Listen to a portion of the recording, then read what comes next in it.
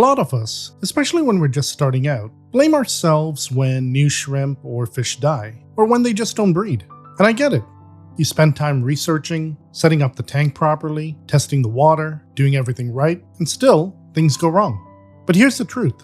Sometimes it's not your fault. Sometimes you just get a bad batch.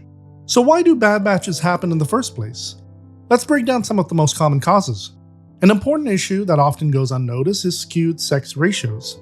Most shrimp and many fish are sold when they're still juveniles, where they're far too young to reliably determine their sex.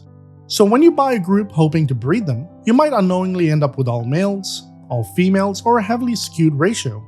This can be especially frustrating if you're eagerly waiting for new additions, only to find that nothing happens. With shrimp, getting the ratio right is key. The ideal balance is usually around 3 females to 1 male. If you end up with the reverse, or a group made entirely of one sex, breeding simply won't happen.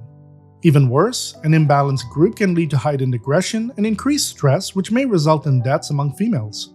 To make things trickier, some species of fish like guppies and other life bearers are genetically predisposed to produce more of one sex, or their ratios can be influenced by environmental factors like temperature or pH during development. So even if a breeder tries to provide a balanced mix, natural skews can still happen. There's just no guarantee you'll end up with the right ratio. And sometimes it's not just breeding or environment at play, misidentification can be a factor too.